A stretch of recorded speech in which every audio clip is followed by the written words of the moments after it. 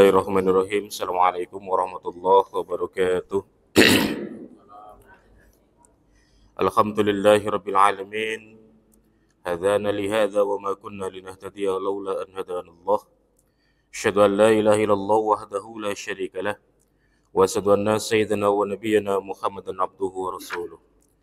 Allahumma salli wa sallim ala sayyidina wa habibina wa syafi'ina wa maulana Muhammadin wa ala alihi wa sahbihi ajma'in, amma ba'du. Yang saya hormati para bapak dan ibu sekalian, jamaah salat zuhur Masjid Paripurna Baitus Salam, yang insyaallah semuanya dirahmati Allah Subhanahu wa taala.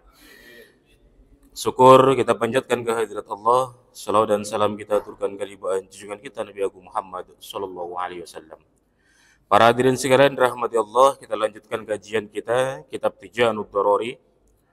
Wa yajibu fi hakim alaihimus salatu wassalam al-fatonah. Sifat bagi Nabi dan Rasul yang keempat adalah fatonah, pandai atau cerdas. Maksudnya wahia at-tayaqqudu lil islamil khusum wa ibtali da'awihimil batilah. Cerdas di sini, fatonah di sini bukan hanya menyampaikan amar ma'ruf, tetapi juga mampu menegakkan nahi mungkar. Apa itu amar ma'ruf? Hari ini para ustadz mengajak kita puasa Ramadan.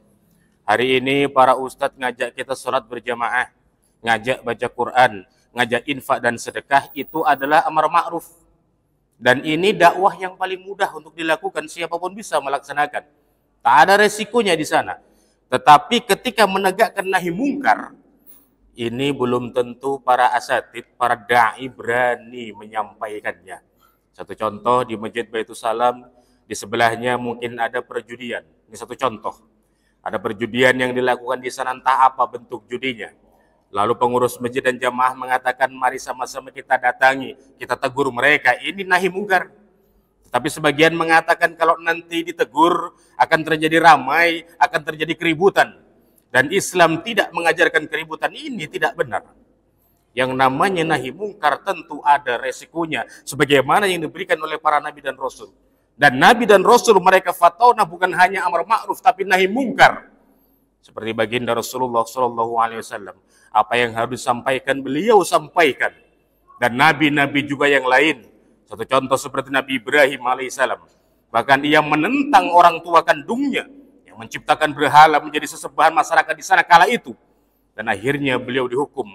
Tapi karena beliau mengabdi kepada Allah dengan tulus, berdakwah dengan tulus, beliau dijaga oleh Allah Subhanahu wa taala. Pada akhirnya raja yang zalim yang menghukum Ibrahim itu pun dibinasakan oleh Allah Subhanahu wa taala.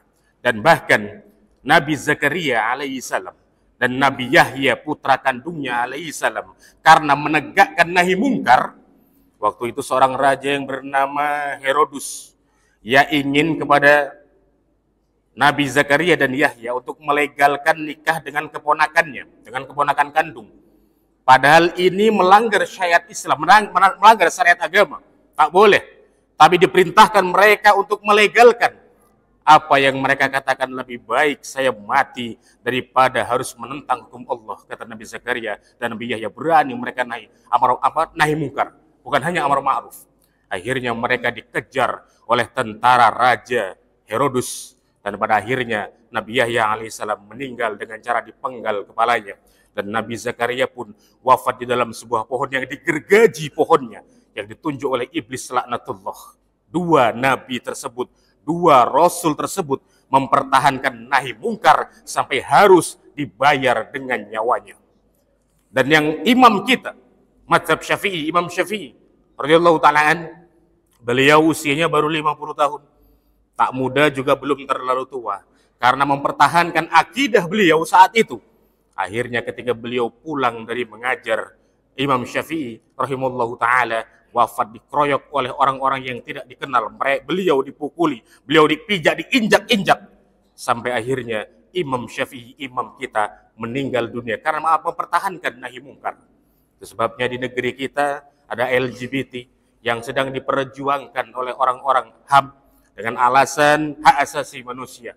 Mereka ingin meniru negara-negara di luar sana yang mana sudah dilegalkan. Tapi kita negara Indonesia, kita mayoritas muslim, harus kita pertahankan.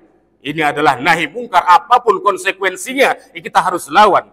Jangan sampai apa yang dimurkai Allah Subhanahu wa taala dilegalkan di negeri kita tercinta ini. Naudzubillah, tsumma naudzubillahi min dzalik. Para nabi dan rasul memiliki fatonah, kecerdasan dalam menyampaikan dakwahnya dan melawan musuh-musuhnya. Bukan hanya beliau berani amar ma'ruf, tapi juga berani menegakkan nahi mungkar.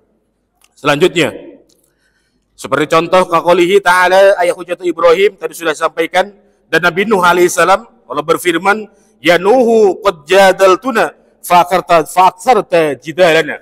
Wahai Nuh, jangan khawatir, kami akan menunjukkan kepadamu semua, akan diberikan hujah dari Allah Subhanahu wa taala. Qaulihi ta'ala, wajadilhum billati hiya ahsan. Tetapi di sini Allah memerintahkan ketika kita nahi mungkar, kita harus dengan qaulal layyina, dengan kalimat yang lemah lembut. Jadi ketika Nabi Musa alaihissalam menyampaikan kepada Fir'aun, padahal tahu bahwasanya Fir'aun tidak akan menerima tauhid, tak akan menerima apa yang disampaikan oleh Nabi Musa dan Nabi Harun. Tetapi Allah tetap berkata, faqula lahu qaulal layyina la'allahu yatadzakkaru aw yakhsha. Ketika kalian menyampaikan kepada Fir'aun qaulal layyina, dengan kalimat yang lemah lembut, padahal tahu nggak akan menerima. Jadi dakwah itu harus dengan kalimat yang lemah lembut, sampaikan dengan lemah lembut. Tetapi ketika harus memang dengan menggunakan sedikit, bukan kekerasan tapi ketegasan, itu memang wajib kita lakukan. Terkadang kita mengajak orang sholat, ajaklah dengan yang baik, dengan lain. Mari kita sholat berjamaah. Mari kita tinggalkan perbuatan-perbuatan buruk dengan kalimat yang baik. Bukan ketika kita menegur orang, mari Bapak sholat kita ke masjid. Kalau tidak, Bapak akan masuk ke dalam neraka. Orang yang seperti ini justru akan lari, akan menjauh. Karena dakwah da'i itu mengajak, bukan mengejek. Ajak mereka dengan kalimat yang baik. Bahkan Rasulullah Shallallahu Alaihi Wasallam ketika beliau berdakwah, langkah utama beliau adalah ad-da'watu ila ta'am, ngajak orang kepada makan. Yang namanya dakwah ngajak itu makan, bukan ngajak ibadah, bukan ngajak sholat, bukan. Awalnya ngajak makan dulu, dikasih sedekah dulu. Karena kata Rasulullah Shallallahu Alaihi Wasallam, ketika orang sebelum kita ajak berdakwah, kita berikan dulu, kita berikan mereka makan, kita berikan mereka sesuatu, maka itu hatinya akan luluh. Ketika kita mengajak untuk kebaikan, diajaknya kita sholat, maka insya Allah ia akan bisa menerima. Jadi namanya dakwah, ngajak itu bukan kepada langsung kepada fokus ibadahnya, tapi ajak dulu dengan sedekah dulu kita keluarkan, supaya apa? Hatinya diluluhkan oleh Allah Subhanahu Wa Taala. Itulah cerdiknya para Rasul, para nabi dan Rasul dalam berdakwah, dalam menegakkan amar ma'ruf nahi mungkar. Berikutnya, sifat wajib, sifat jais bagi Rasul, bagi para nabi dan Rasul, jais. Fatonya sudah selesai, sekarang jais bagi para nabi dan Rasul, mereka sama seperti kita. Rasul juga merasakan lapar, Rasul juga merasakan haus, dia juga berhubungan suami istri. Tapi perlu kita ketahui, Rasul tidak sama seperti kita. Rasul makan, tapi beliau tidak pernah makan di pinggir jalan. Itu akhlak beliau. Artinya di pinggir jalan, di tepi, mengganggu orang lain, itu tidak beliau lakukan. Dan beliau tidak pernah yang namanya stres. Rasul, para nabi dan Rasul tidak pernah yang namanya stres atau jadi gila, tidak. Tidak ada, mereka sama persis seperti kita.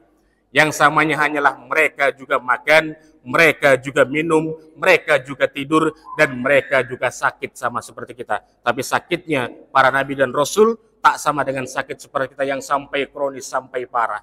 Baginda Nabi, beliau hanya demam sekitar 2 hari sebelum ia dipanggil oleh Allah Subhanahu Wa Taala.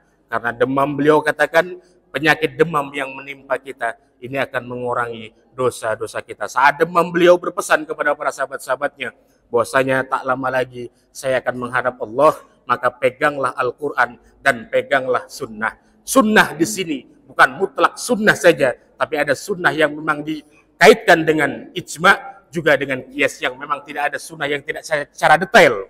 Maka ada ulama menggunakan ijma ulama dan juga menggunakan qiyas. Mudah-mudahan dengan kita meniru sifat para nabi dan Rasul, yaitu sidik, amanah, tablik, dan fatonah, maka insya Allah hidup kita akan tenang, hidup kita akan damai, dan kita bisa bertauhid kepada Allah Subhanahu Wa Taala, mati kita dalam keadaan husnul khatimah. Amin ya rabbal alamin. Semoga bermanfaat. Subhanakallahumma bihamdika, asyhadu an la ilaha illa anta, astaghfiruka wa atubu ilaik. Assalamualaikum warahmatullahi wabarakatuh.